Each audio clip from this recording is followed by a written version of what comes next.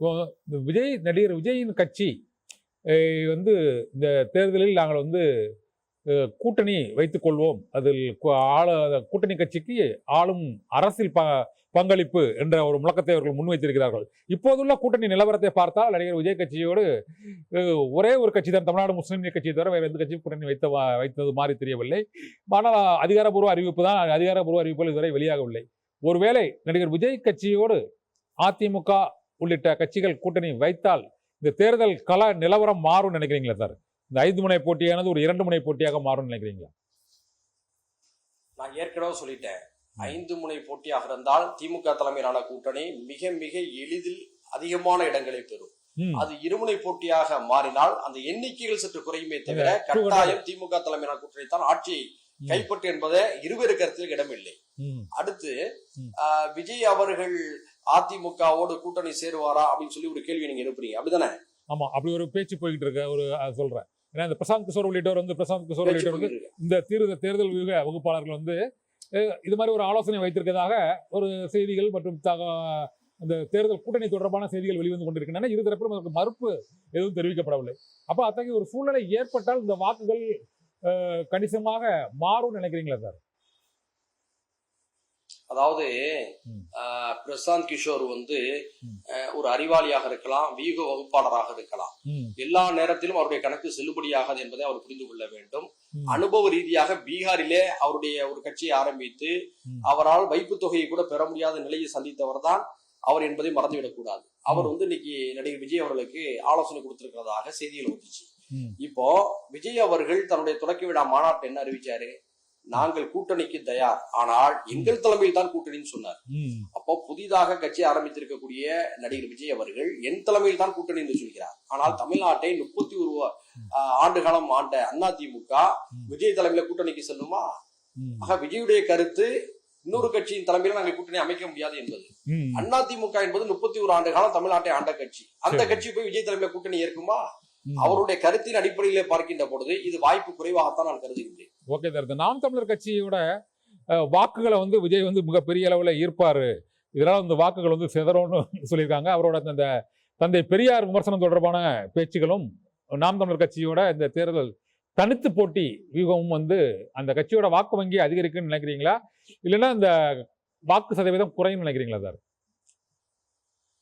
அதாவது நாம் தமிழர் கட்சியுடைய தலைவர் திரு சீமான் அவர்களுடைய சில பேட்டிகள், மோசமான கருத்துகள், அவதூறுகள், இவையெல்லாம் அவர் மீதான நம்பிக்கையை பெருமளவிலே தகர்த்திருக்கிறது என்ற உண்மையை அவர் உணர்ந்து கொள்ள வேண்டும், அவரை ஆதரிப்பவரும் உணர்ந்து கொள்ள வேண்டும். விஜய் அவர்கள் வருவதற்கு முன்பாக தம்பி விஜய்ன்னு சொல்லி இவர் தான் பாசத்தை புரிந்தார். தம்பி விஜயோட நான் கூட்டணி அமைக்க தயார் என்று சொல்லி இவர் தான் சொன்னார், விஜய் சொல்லல. திடீரென்று என்ன நடந்தோ தெரியவில்லை, விஜயை எதிர்ப்பதுதான் என்னுடைய அரசியல் சொல்லி சொன்னார். விஜய் மிக கடுமையாக விமர்சிக்கிறார். காரணம் என்னன்னு சொன்னா ஏதோ ஒரு பதற்றம் அவர்கிட்ட இருக்கு. தன்னை ஒரு மாற்று சக்தியாக கருதிய வாக்காளர்கள் விஜயை தேர்ந்தெடுத்து விடுவார்களோ, அதன் மூலமா நம்முடைய கட்சிக்கு பாதிப்பு ஏற்பட்டு விடுமோ என்ற அச்சம் கூட காரணமாக இருக்கலாம். இந்த நிலையில நாம் தமிழர் கட்சி தங்களுடைய அரசியல் நிலைப்பாட்டை, கருத்தியல் நிலைப்பாட்டை மறுபரிசீலனை செய்ய வேண்டும். இல்லை என்று சொன்னால் அது தேய்மான நிலைக்குத்தான் தள்ளப்படும் என்பதை மறந்துவிடக் கூடாது. இப்போ மகளிர் உரிமை தொகை இப்போ என்பது வந்து நடைபெற்ற பல்வேறு தேர்தல்கள், அது டெல்லி தேர்தலாக இருக்கட்டும், மகாராஷ்டிரா தேர்தலாக இருக்கட்டும், ஹரியானா தேர்தலாக இருக்கட்டும், பல்வேறு மாநில தேர்தல்களிலையும் இந்த மகளிர் உரிமை தொகைங்கிறது ஒரு பெரிய ஒரு கேம் சேஞ்சராக அந்த தேர்தலில் பங்காற்றி இருக்குது. மகாராஷ்டிரா மாநில தேர்தலுக்கு முன்பாக அங்கு பல கோடி ரூபாய் இந்த மகளிர் உரிமை தொகையை வந்து வழங்கிவிட்டது அந்த அரசு. அதனால் மகாராஷ்டிரா மாநிலத்தில் தேர்தல் களமே மாறியது என்று கூறினார்கள்.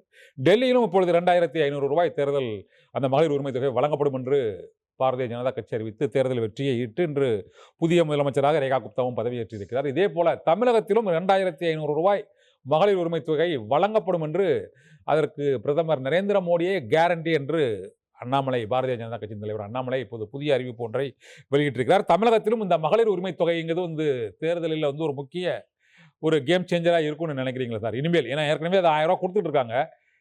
கொடுத்துட்டு இருக்கிற ஸ்டேட்டில் இவங்க 2500 நான் கொடுப்போம் அப்படிங்கிறாங்க பிஜேபி. 2026 தேர்தலில் அது இந்தியாவில் எந்த மாநிலத்திலும் இல்லாத அளவுக்கு நாங்கள் அதிக அளவு கொடுக்க போகிறோம் அப்படின்னு சொல்கிறாங்க. பாரதிய ஜனதா கட்சியோட தேர்தல் வியூகம் தமிழகத்தில் வந்து அந்த ஆப்ரேஷன் லோட்டஸ்ங்கிறது தொடங்கிட்டதாகவும் சொல்கிறாங்க. நீங்கள் அந்த அது இங்கே பலன் அளிக்குமா, இல்லைன்னா இது போன்ற வாக்குறுதிகள், திட்டங்களை வந்து தமிழக மக்கள் மகாராஷ்டிரா, சத்தீஸ்கர், டெல்லி, ஹரியானா மக்களைப் போல இங்கேயும் ஏற்பாங்கன்னு நினைக்கிறீங்களா சார்? சார், மேடையில் குத்துச்சண்டை போடுபவர்களை வீரர்கள் என்று சொல்லலாம், குட்டிகரணம் போடுபவர்களை வீரர்கள் என்று சொல்ல முடியாது. அண்ணாமலையுடைய கருத்துகளும் நடவடிக்கைகளும் குட்டிகரணம் போடக்கூடிய ஒருவருடைய நடவடிக்கை ஒத்துத்தான் இருக்கிறது என்பதை புரிந்து கொள்ள வேண்டும். எப்படி அவர் சாட்டையால அடிச்சுக்கிட்டோம்னா தமிழ்நாட்டுல பெரிய அலை வீசும் தனக்கு ஆதரவாகனு சொல்லி கருதி கோமாளித்தனம் பண்ணாரோ, அப்படித்தான் அவருடைய இந்த கருத்துகள் எல்லாம் இருக்கு. ஏற்கனவே பாஜகவினரை வந்து ஒரு தந்திரமா சில விஷயங்களை மோடி அவர்களை வைத்து செஞ்சாங்க. தமிழ்நாட்டுக்கு வரும்போது வணக்கம் என்று சொல்வது, திருக்குறளை அல்லது தமிழ் இலக்கியத்திலிருந்து ஒரு சொற்றோர்களை எடுத்து பேசினால் தமிழ்நாட்டு மக்கள் தங்களுக்கு ஆதரவாக மாறிவிடுவார்கள், தமிழை ஏற்றி போற்றி கொண்டாடுகிறார் மோடி என்று நம்பிவிடுவார்கள் என்றெல்லாம் கருதினார்கள். என்னென்னமோ செஞ்சு பார்த்தா ஏதாவது நடந்துச்சா? தமிழ்நாட்டு மக்கள் தெளிவா இருக்கிறாங்க. நீங்க 2500 5000 ரூபாயை மகளிர் உரிமை தொகையாக கொடுப்பதாக வாக்களித்தால் கூட உங்களுடைய அரசியல் துர்நாற்றத்தின் பக்கம் அவர்கள் வர தயாராக இல்லை.